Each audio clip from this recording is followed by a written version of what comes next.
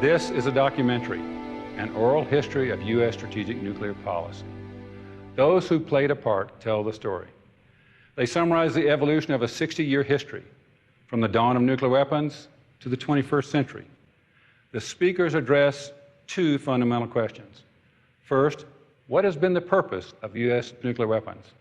And second, how have the policy, the weapons, and the war plans evolved?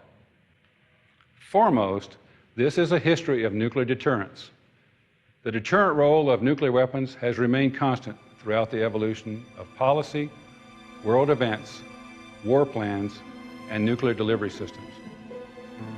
This is not a comprehensive history, but rather a primer to stimulate further thought about strategic nuclear policy and about the broader question of national security strategy. There are significant aspects not covered in this series. The role of the legislative branch, the development of non-strategic nuclear forces, specific weapons technologies, and the role of the nuclear laboratories and the production complex. These are stories for another time. History tells us where we've been, and it can provide us some valuable insight for the future. This oral history is intended to provide a foundation for discussing some very important questions. What truly will be the role of nuclear weapons? What will be the requirements in the future for U.S. nuclear forces, for the stockpile, and for the nuclear weapons complex?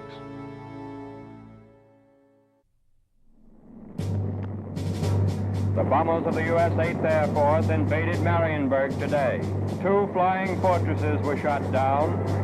Another German factory is missing. When the U.S. Army 8th Air Force arrived in Britain in 1942, a doctrine of daylight, high-altitude precision bombing developed around the Norden bomb site. And we thought that we were going to be able to hit military targets and never hit civilian targets. We thought we could hit a pickle barrel from 18,000 feet. The British said you can't do that because you're never that accurate, and if you fly by daylight, you'll lose too many planes to German interceptors. They bomb by night, aiming at entire cities. It was an Allied bomber offensive with both the British and the Americans adapting different doctrines and bombing in different ways. It was much shorter distances that the bombers had to fly, and it was against a different set of defenses than you had in the Pacific. Air war in the Pacific was more catch as catch can in the way we had to adapt to it. Japan was understood as a special case.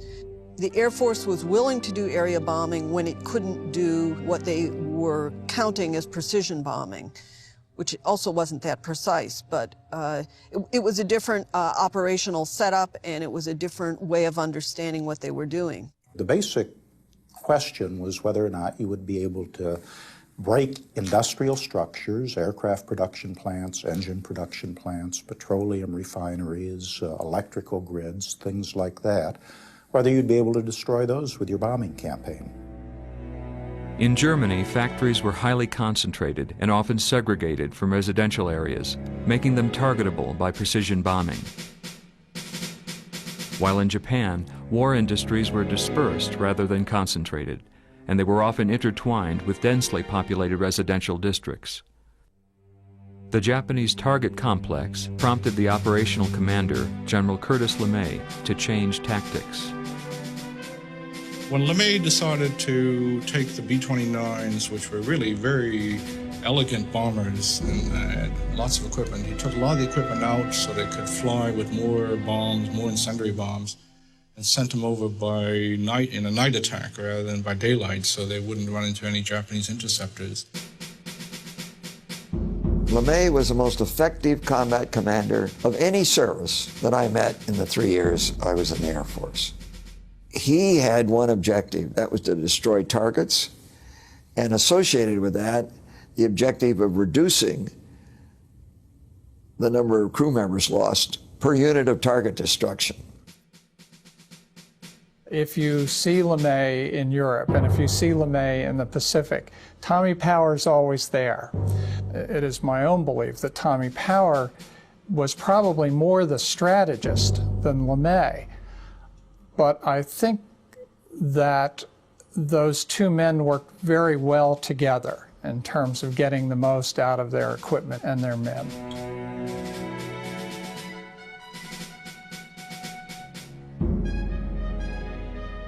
tried out this approach very similar to the British in Europe of just bombing out all of Tokyo in one attack.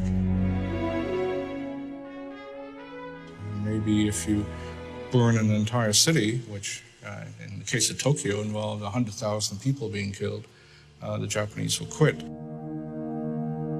The first and the fiercest of these urban area attacks came on March 9, 1945. LeMay had abandoned the doctrine of high-altitude daylight bombing against military assets and reverted to the urban area firebombing strategy practiced by the British against Germany.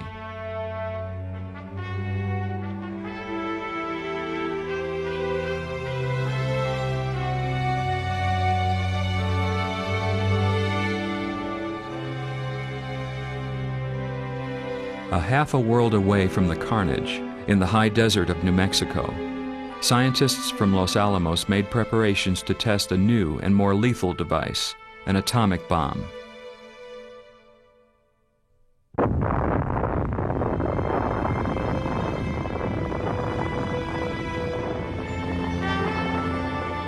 The foundation of strategic nuclear policy would arise from a confluence of this revolutionary new capability and the air war strategy practiced over Japan.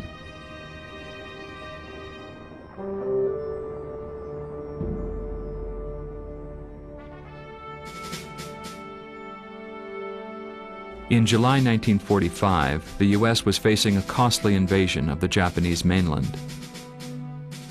Hospitals were being set up. There was one 20,000-bed hospital on Tinian, where I was stationed alone. We could look across and see 1,600 ships in the harbor at Saipan, preparing for the invasion. As American planners prepared to maximize direct military pressure upon the Japanese government and the population, President Truman issued his final approval to the Secretary of War for the release of the atomic bomb. The atomic bombings were the culmination of the Great Firebombing of Tokyo, a strategy that copiously provided that military pressure.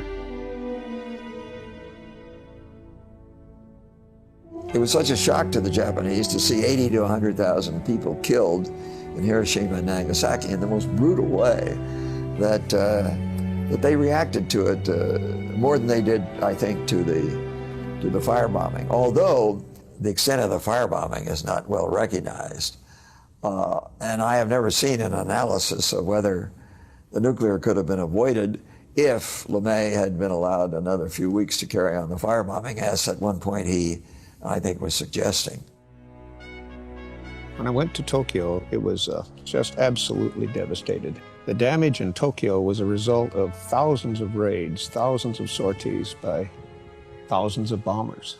Whereas in the case of the atomic bomb, there was one airplane and one bomb, and people were totally unprepared for what happened. Whereas the dropping of the second bomb, even though the extent of the damage in Nagasaki was less than Hiroshima, the fact that there was a second bomb and the implication was that there were more, I think that's what finally tipped the scales. The Japanese didn't surrender in 2 days after Nagasaki because their military capability had been reduced very much. They surrendered because they had the vision that this could happen every week, and they couldn't stand to have all those cities destroyed. And in nuclear deterrence, if civilians get killed, we can call that incidental damage or collateral damage. But many people said that's what really is the basis of deterrence, that the other side can't stand having that many people killed. Hiroshima and Nagasaki ushered in the need to think differently about war with atomic weapons. Would the U.S. adopt a de facto policy of urban area atomic bombardment? Were the cities of an adversary to be held hostage as a deterrent to aggression? How would the targeting of urban industrial areas be reconciled with the tradition of precision bombing? And as the accuracy of nuclear weapon systems improved, would more precise targeting introduce new concerns about the prospect of nuclear war fighting? These questions, and many others, would inform the evolution of a strategic nuclear policy. Over time, policy would be derived from the influence of successive presidential administrations, dynamic world events, as well as the evolutionary development of nuclear weapons systems.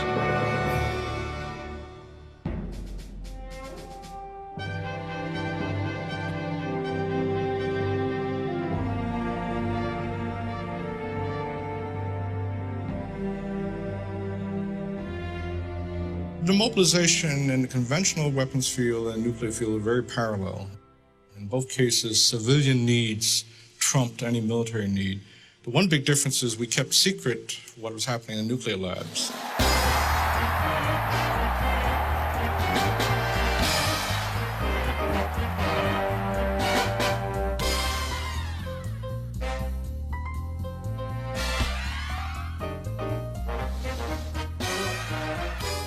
Like most Americans in 1945, the scientists and their families at Los Alamos were anxious to put the war behind them. Many returned to universities, leaving behind a scientific enterprise that faced an uncertain future and a new body of knowledge which continued to be shrouded in great secrecy. There were very few people who actually understood the atomic bombs as they existed in the period right after World War II. The security restrictions were still intense. The development of atomic bombs, nuclear bombs, was still in an early phase. Everyone understood, kind of outside of their official capacity, that the atomic bomb was a weapon of extraordinary devastation. So they had this tool, this weapon, on the one hand, and the knowledge that they were, the knowledge base that they were building was for much more discriminate force. On the other hand, there had to be assumptions that would be made that would guide military planning. Would you or wouldn't you use the atomic bomb? A commander's job is to demonstrate how to prevail in a war, and therefore how to plan for that war. And as such, nuclear weapons, pretty much from the beginning, have been treated as instruments of war. These weapons were simply looked upon as being essentially larger conventional weapons. I think that Truman in particular had a very personal understanding of the damage that these weapons could do, and I believe that Truman really didn't want to use them. Private reflections were quite apprehensive about what the implications of this were for the future of humanity. In terms of his public pronouncements, he, of course, associated the bomb with victory in World War II, and also for a brief time period at least, Truman and the Truman administration seemed to seriously explore possibilities of international control. If they do not now accept our terms, they may expect a rain of ruin from the air, the like of which has never been seen on this earth. Even as President Truman issued a final ultimatum before the second bomb was dropped on Nagasaki, he promised to redirect atomic power towards the maintenance of world peace. The stage was set for the development of a proposal for the international control of atomic energy by an expert board of consultants that included Robert Oppenheimer, who had led the development of the atomic bomb. In less than a year, Bernard Baruch, a successful Wall Street speculator, was appointed as the U.S. representative to the UN Atomic Energy Commission. There, he presented the American proposal, which came to be known as the Baruch Plan. Almost immediately, the Soviet delegation raised objections to the plan's proposed controls on fissionable materials and an on-site inspection regime that threatened ongoing secret work deep inside Russia. The Soviet position was that, we're going to expect another world war in, say, 20 years, so we need to start preparing for it now. At the end of the war, the Soviet leaders made a number of speeches setting out their view of, how international relations would develop after the war. And Stalin said that Lenin's theory of imperialism was still operative, and that as long as imperialism existed, there would be wars. When George Kennan, the American chargé in Moscow, reported on Stalin's speech, official Washington first began to regard the Soviets as a threat. Kennan's long telegram was meant to do several things. One, to alert Americans that Russia was not going to be easy to live with. Secondly, if we wait and hold them, in the long run, communism might lose its expansionist self-confidence. Now, Kennan's containment doctrine said that if you keep the Russians contained, keep them from expanding, they will look at their own article of scientific analysis that says the world is bound to have come under communist control and see that it's wrong. But throughout 1946, the Soviets consolidated political power in a series of buffer states, forming what Winston Churchill would call an Iron Curtain.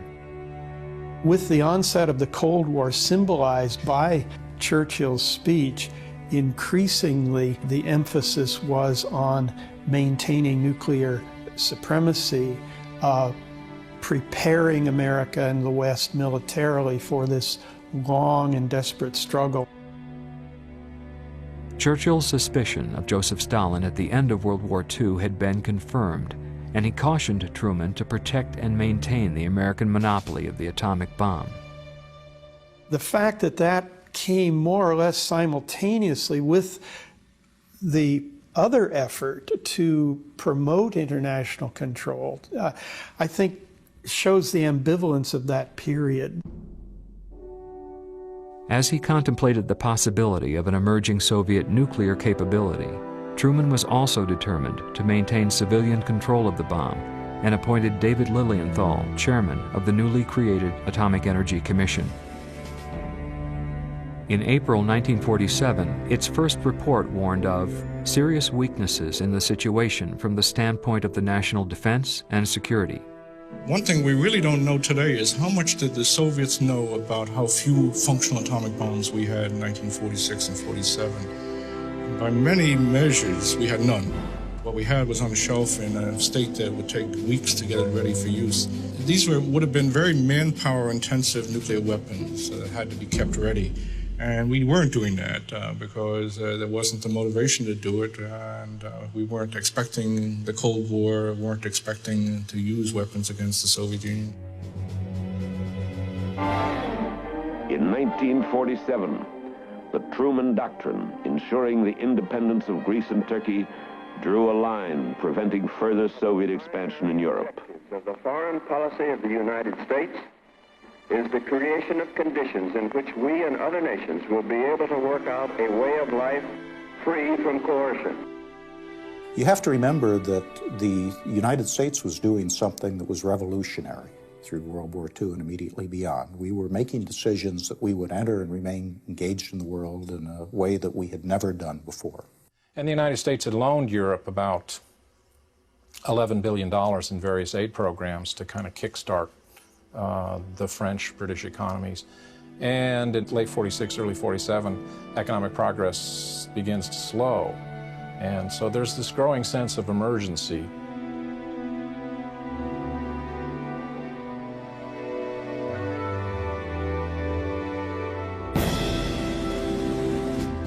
In 1948, the collapse of Czechoslovakia to communist rule shook us up in that Czechoslovakia had been the only democracy in Eastern Europe between the wars, and it seemed like this was the last kind of straw. But I think it's the Berlin crisis that really begins to give this a kind of military edge.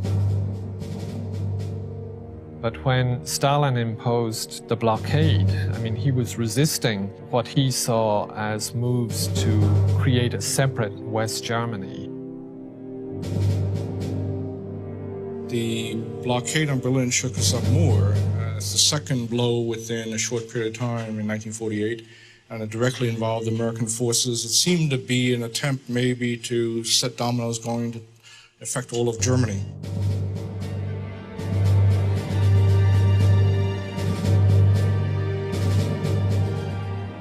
We mainly bet on a non-military approach. We were using military transports to fly coal and food to West Berlin. But as a backup for that, we also did make a big move of American bombers to Britain. I think it's fair to say that the contingency planning by 46 and 47 was focused on the fear that you may have a war with the Soviet Union. We warned the Soviets that if they did some things they could easily do, shoot down our planes or send tanks into Berlin, that we were moving, allegedly, the nuclear forces into Britain. I think sending the B-29s to Europe was a kind of reminder that the US had the atomic bomb, but Stalin knew that. He didn't need to be reminded. To stop the airlift, he'd have had to escalate the situation. I think that's what he didn't want to do. He knew there were limits to the confrontation. Just the mere existence of atomic bombs in 1948, I think, helped restrain him. The American hints at using nuclear weapons in 1948 shows that when you have a monopoly, you can lightly play with nuclear threats and get some results. With the prospect of conflict on the horizon in Western Europe, it had become clear to the Truman administration that there was now a critical need for some fundamental policy guidance about the use of atomic weapons.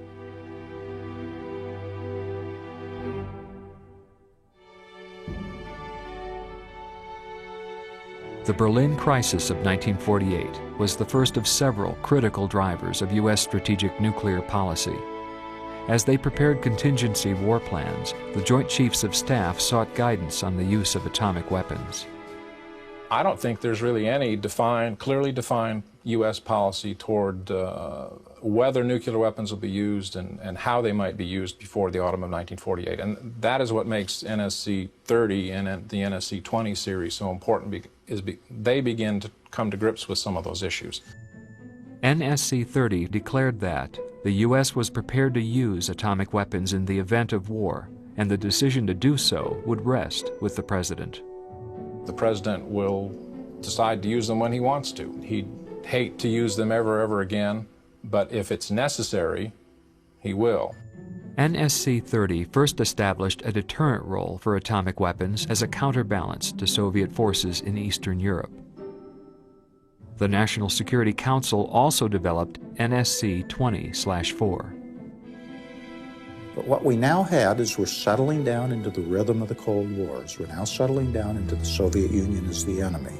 As we're now settling down into the United States strategy for deterring the Soviet Union, and if deterrence fails, having to fight a war with the Soviet Union being based around nuclear weapons, we're settling down into that rhythm where there's a process that guidance flows into the planning system, and that guidance is going to come out of the National Security Council mechanism.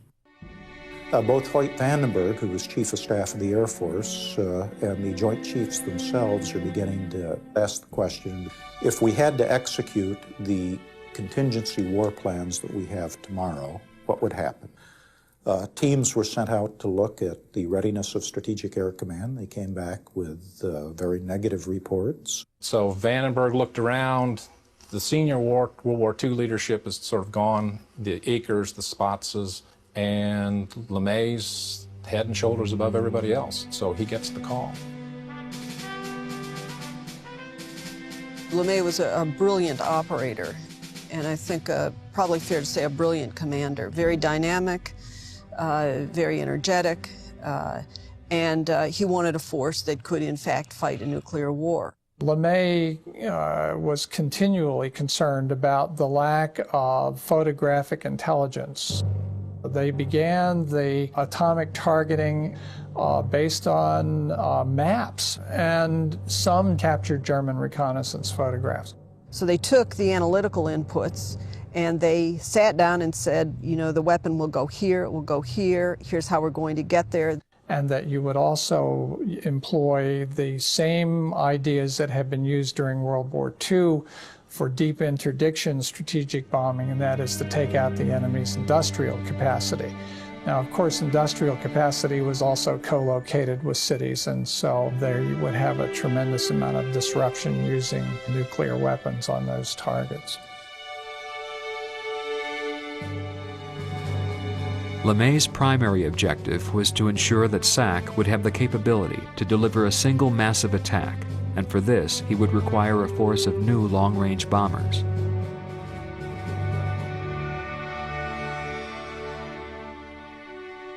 Harry Truman came to office without a lot of experience, certainly no experience in foreign affairs to speak of. The one thing that he brought to the White House was a very fine-tuned look at how you did budget making. And he insisted that Forrestal stick within very, very tight constraints. James Forrestal became the nation's first Secretary of Defense in the midst of a brutal budget battle among the newly formed Joint Chiefs. Forrestal tried but failed to resolve the differences. In February 1949, Eisenhower was brought in to mediate the dispute over budget priorities that favored the Air Force's new B-36 atomic bomber. The Navy saw this as a threat to its ability to project power from aircraft carriers inland. They saw the Air Force perhaps as threatening the control of Navy, sea-based aviation. The Navy is posing some very serious questions about American nuclear strategy and reliance on strategic bombing. And that, to me, is kind of the more important dimension to the Admiral's revolt. Because what they're saying, in a sense, is what some people in the Air Force itself had admitted. General Harmon did an analysis of the strategic bombing campaign and concluded that it'll do serious harm, serious damage to the Soviet Union, but it's not an assured war-winning strategy. Soon, decisions would be made by Forrestal's successor, Lewis Johnson, ensuring that SAC would get its atomic bombers. In early summer 1949, they represented the only U.S. strategic capability to deter the Soviets. In July, the Senate would ratify the NATO treaty, and now atomic weapons would underpin Article 5 of this new security commitment.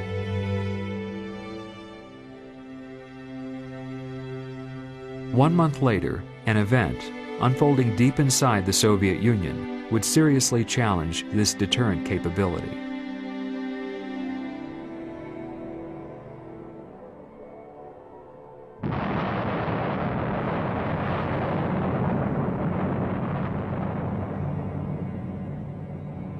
On September 3, 1949, a specially equipped B-29, flying east of the Kamchatka Peninsula, detected the presence of radioactive residue from the blast of Joe 1, the first Soviet atomic test. Only months before, the AEC had deployed a system for the sampling and analysis of evidence from an above-ground nuclear detonation. Some of us were not surprised. Some of us thought that they would be right on our heels, so to speak, and clearly they were. There were other people, primarily in the government, that thought that it would take them a much longer time. There were a couple of important people who said it would take a long time, General Groves and Vannevar Bush. But even Vannevar Bush said it'll take 20 years unless they give it the highest priority, which is exactly what they did. So we underestimated the speed with which they could move. We failed to understand the degree of assistance in 1948-49 that the Soviets had obtained from spies in the West. The detection of the test immediately put in train a number of actions by the president. In the next month, for example, he approved a request by the JCS to very largely increase the capability for producing nuclear materials. The approval of the Special Advisory Committee's recommendations set in motion a series of events. Increased production of fissile material at the plutonium processing facility in Hanford, Washington, accelerated production of the new Mark IV bomb at Los Alamos, and construction of nuclear weapons storage facilities around the country. And then they increased everything. They not only increased the production of U-235 and plutonium, they began a vigorous exploration of the Colorado Plateau to find more uranium. I think they were making it up as they went along. We were all making it up as we went along. The executive branch on the one hand and the legislative on another. There's no question. I mean, it was a very revolutionary time. We were dealing with something that nobody had ever had before. The Soviet possession of the atomic bomb ended the United States nuclear monopoly. This would profoundly affect defense policy and war planning. The military strategy depended completely on the capacity for our monopoly of the nuclear weapons to deter and counterbalance the very large conventional forces which the Soviet Union had. As early as August 1947, the Joint War Plans Committee began drafting a series of contingency war plans that authorized an ever-increasing role for atomic weapons. Half Moon was the first of these plans, approved during the Berlin crisis of 1948. There's a witch's brew of names that you have from those days as you move from Half Moon to Trojan to Off Tackle to what have you, and then all the supporting war plans, et cetera, et cetera.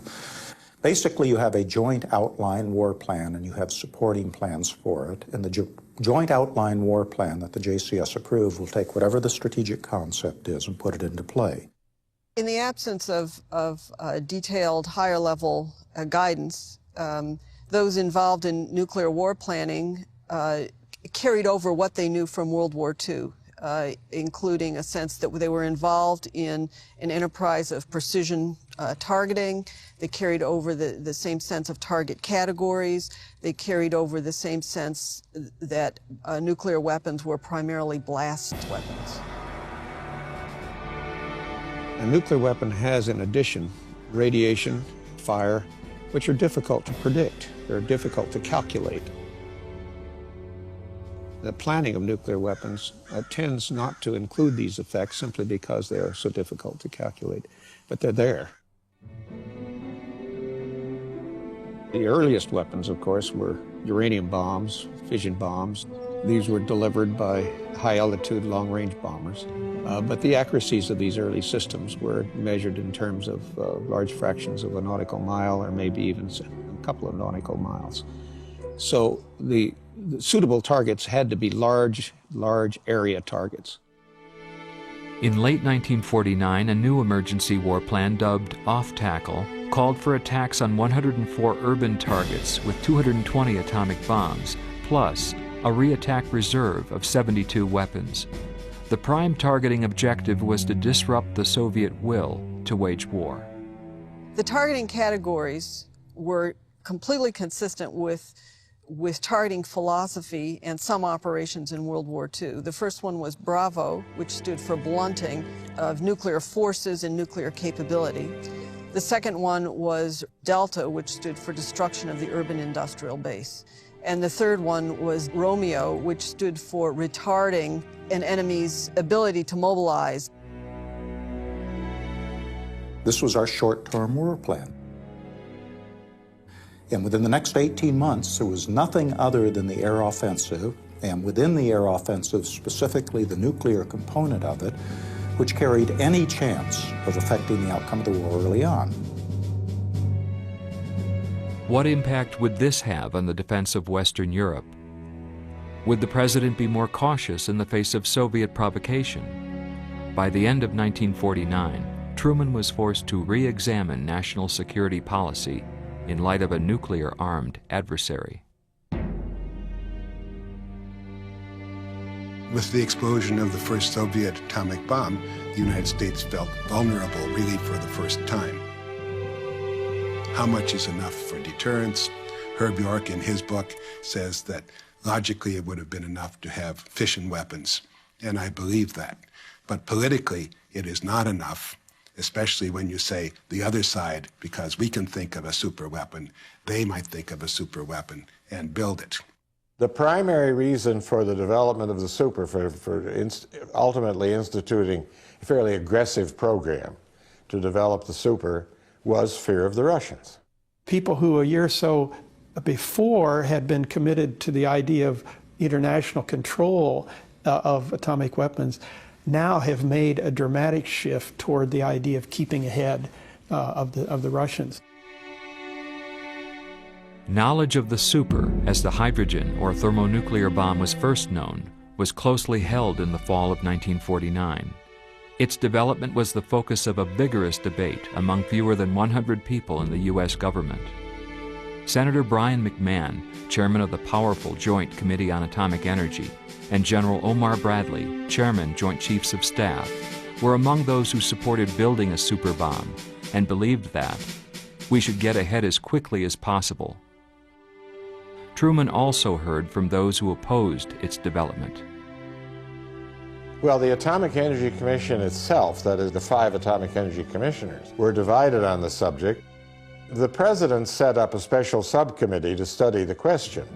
The Special Committee of the National Security Council consisted of AEC Chairman David Lilienthal, Secretary of Defense Lewis Johnson, and Secretary of State Dean Acheson. That committee met for 2 months, and at the end of January reported to Truman and essentially recommending that he go forward with the development of the hydrogen weapons. That was something that was very much contested and argued about and debated within the administration, but nevertheless, the committee recommended it, and President Truman, in about 7 minutes, approved it. He had no doubt in his mind that it has to be done if it works. The idea that something is too good for us to work on just did not make any sense to him. He never said that, but that is my feeling of him. He also directed his principal advisors on security to produce for him a study as to how U.S. strategy would be affected by this new development. It looked at the larger question of what should we do about our relations and policy toward the Soviet Union. Delivered to the President on April 5, 1950, NSC 68 was a seminal policy document on U.S. national security.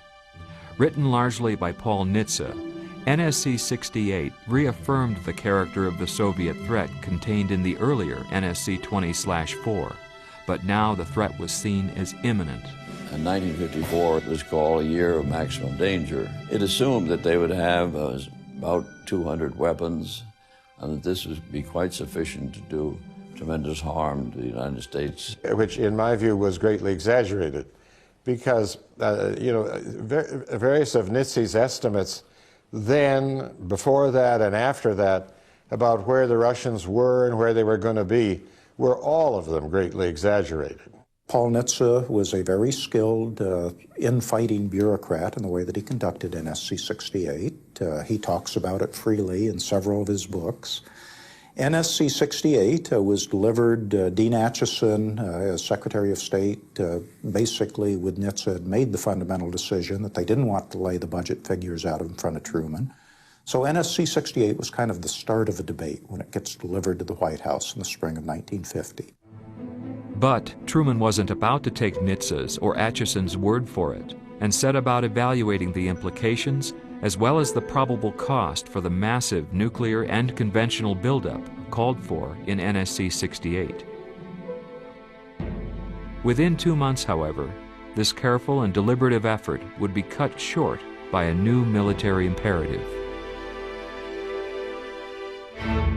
By the middle of 1950, the North Koreans had a fully trained and equipped army. The Russians had seen to that. The day came when it was revealed what had all along been the communist plan: the invasion and seizure of South Korea. The invasion got underway on the morning of Sunday, June 25, 1950. The invasion of South Korea was a surprise like the Berlin blockade of 1948 and the Soviet atomic test of 1949. Individually, these events prompted the evolution of U.S. strategic nuclear policy. Taken together, they sparked a massive buildup of the nation's nuclear and conventional forces. Many people attach that buildup to NSC 68. I myself have never been sure that there was quite that close a connection. We had a war on our hands. We had tremendous concern and sense of danger in Europe. The Korean War hit, and the nature of the decision-making process becomes different almost overnight. And NSC 68, it's one of those peculiarities of history that it happened to be available at the time it did. But it was really the shock of the Korean attack which led Truman immediately to take the lid off of the defense budget. In the United States, there had been great shock that first that war had come about, And there was shock in Europe as well, because it looked as though the Soviets might be on the march. That's when the European countries decided to ask the United States to send Eisenhower to be the commander.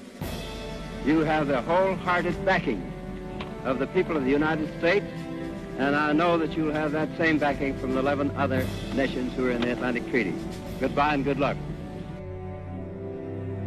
In the fall of 1950, intelligence assessments delivered to Truman suggested that a window of vulnerability had now opened.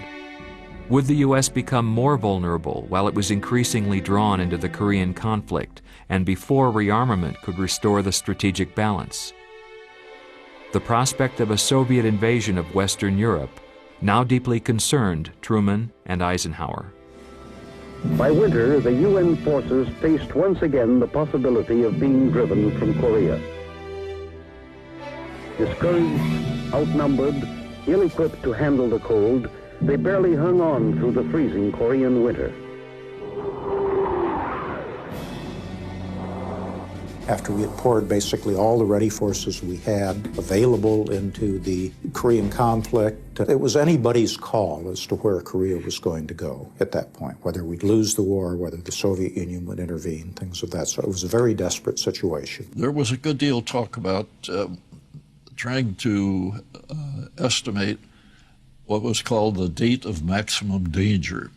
Many proposals were in the air that if this is going to happen, it should be headed off.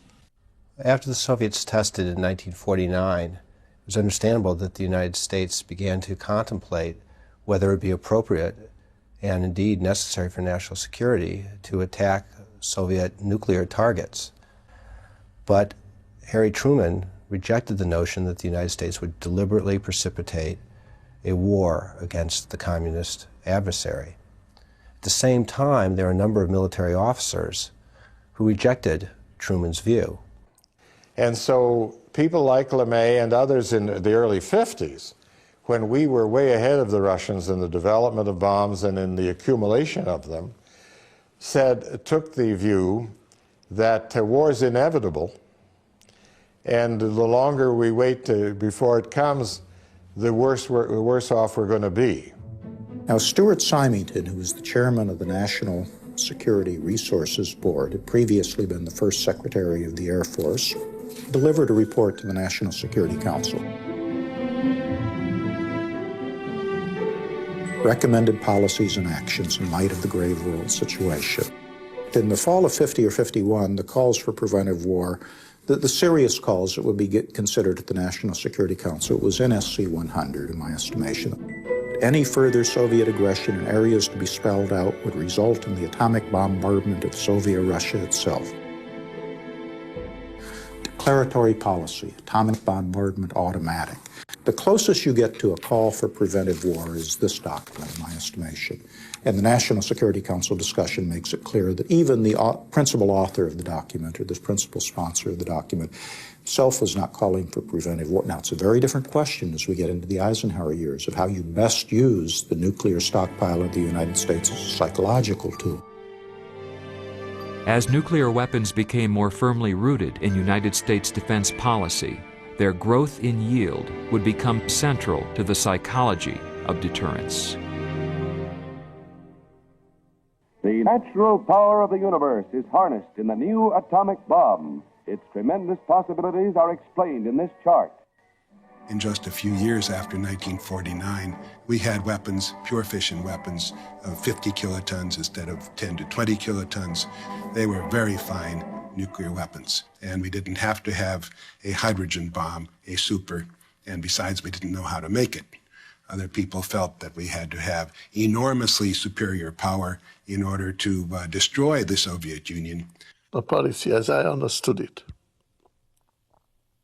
was a clear understanding that the purpose was one of deterrence, that we should be ready with something more powerful. Some nuclear weapons made deterrence much stronger. The development of the hydrogen bomb at Los Alamos was part of a much bigger effort to expand our entire nuclear weapons program, including the production of materials, the mining of uranium, etc. In 1950, there were 8 sites and 55,000 employees. There were 20 sites 3 years later and 142,000. And this very dramatic growth continued in the 1950s and the 1960s. Immediately following the detection of the first Soviet atomic test, President Truman authorized successive expansions of the nuclear weapons complex that included plans for a second laboratory in Livermore, California.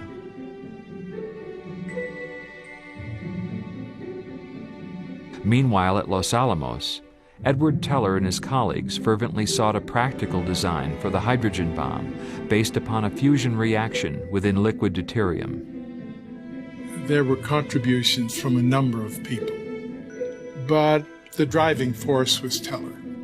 I mean, he was relentless and took it up with everyone he could interact with. Stan Ulam came in to see him at Los Alamos.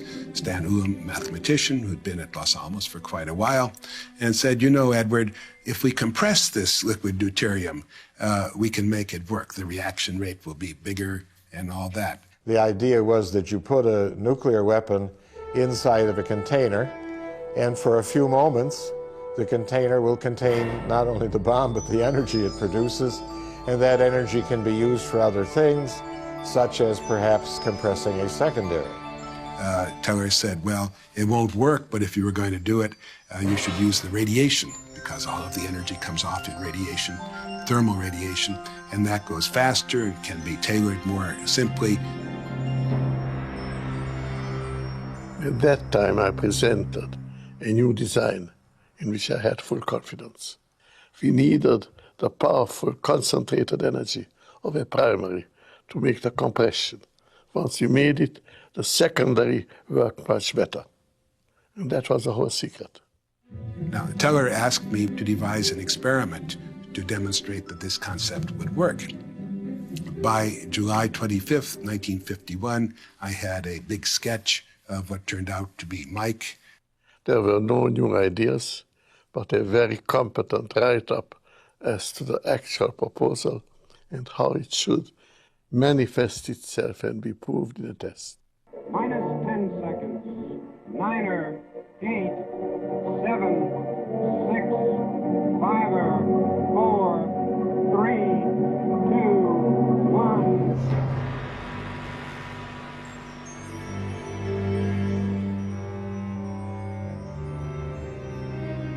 Mike was tested in November of 1952, just a few months after Livermore was established. So Livermore, of course, had nothing to do with it, although the press often gave us the credit, and we were not allowed to deny it for reasons of secrecy. So the weaponization took place entirely at Los Alamos.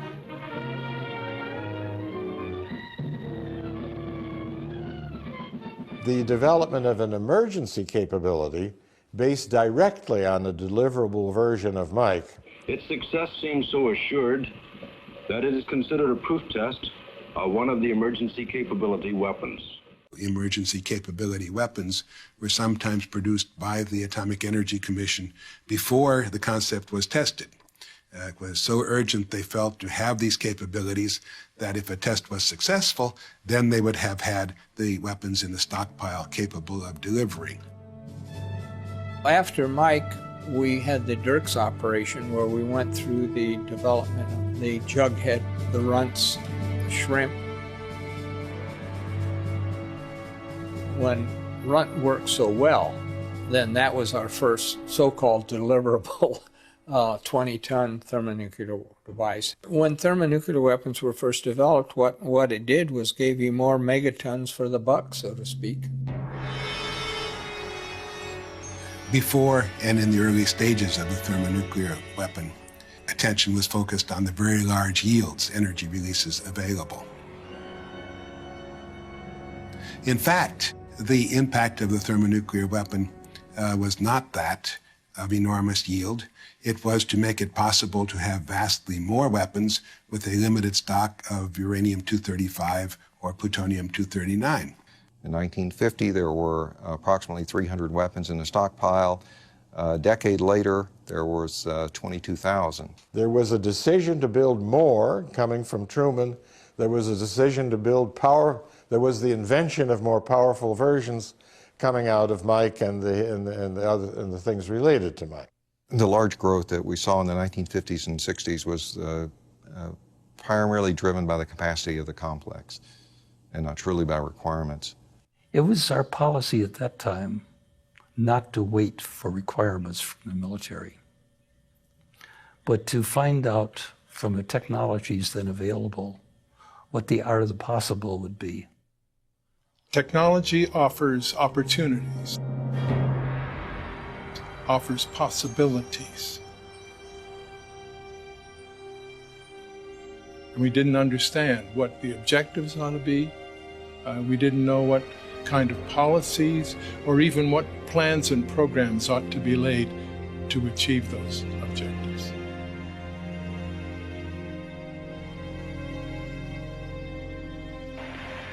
We face the threat not with dread and confusion, but with confidence and conviction. We hold it to be the first task of statesmanship to develop the strength that will deter the forces of aggression and promote the conditions of peace. My citizens, I thank you. Dwight Eisenhower assumed the presidency in the months following the detonation of the world's first thermonuclear device at Eniwetok. Throughout the campaign, Eisenhower had promised to re-examine the balance between security and solvency.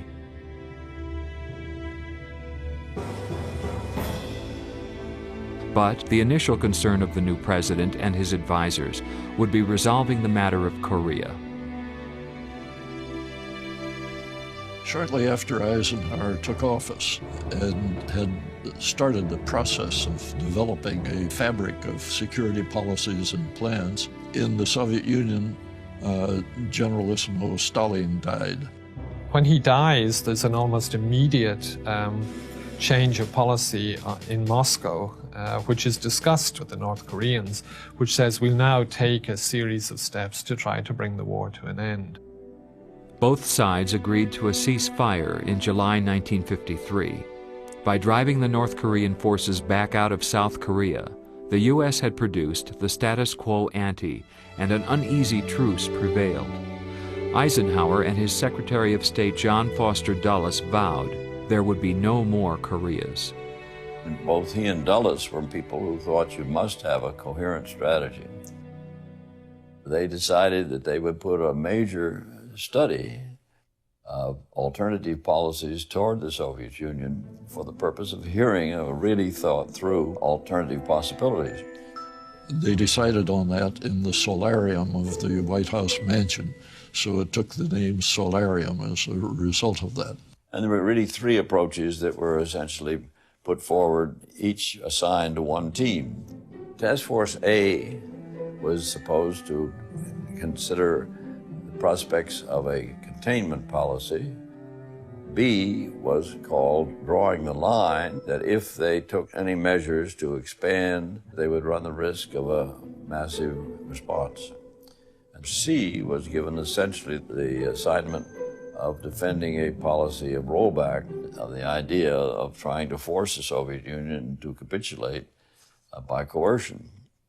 At the end of our work, which went on for 5 weeks, in complete secrecy here in Washington, we met in the library of the White House. And each of the teams had a time for a full presentation of its case. At the end of it, Eisenhower jumped up and said, "Now I'd like to summarize and comment on what we've heard." And he spoke for 45 minutes without a note, pulling the whole thing together. In doing so, he showed his intellectual ascendancy over every man in the room. Most of the qualities which the press later on simply disregarded. In the end, Eisenhower reaffirmed a policy of containment. The president was under no illusions of what a nuclear war with the Soviets would be. It would be a war of utter devastation.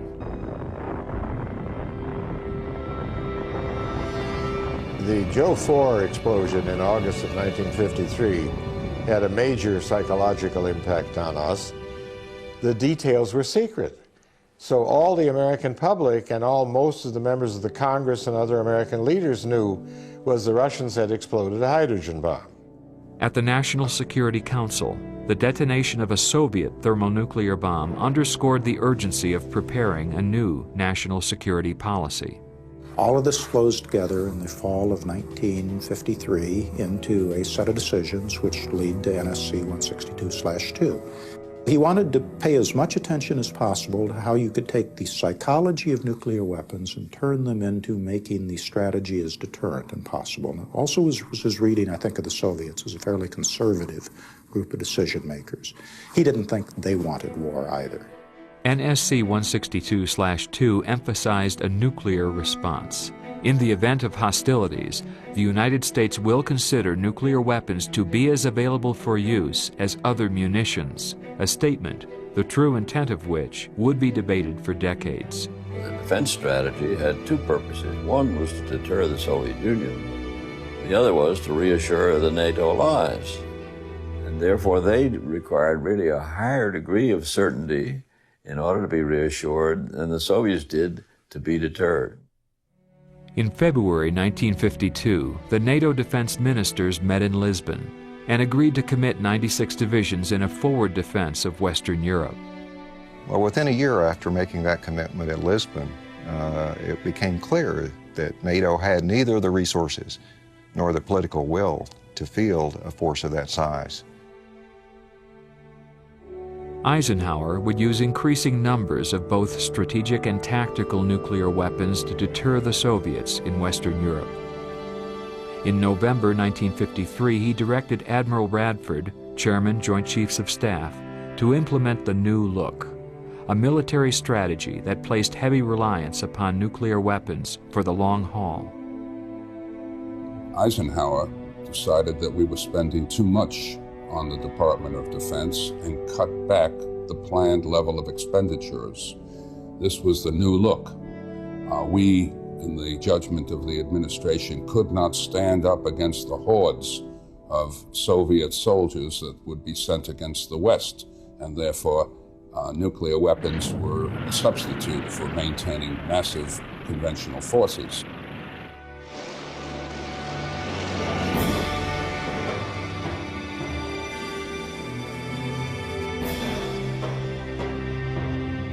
Nuclear weapons got at the heart of NATO strategy very quickly from their initial deployment in 1953.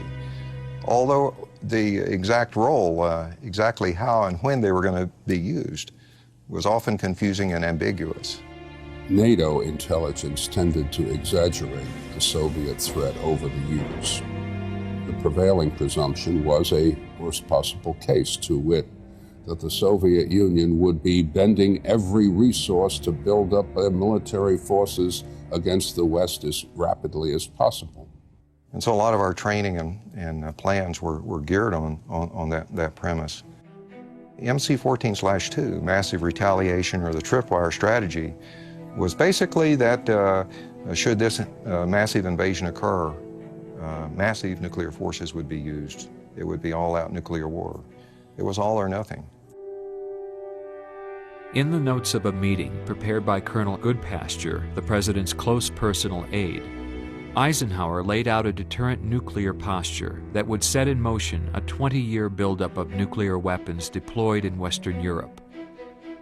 Goodpasture wrote, he indicated his firm intention to launch a strategic air force immediately in case of alert of actual attack. He stressed that a major war will be an atomic war. My reading was that if actual attack were made on our forces in Europe or in the United States, the likelihood of escalation to nuclear war was very, very high. And the Soviets knew that.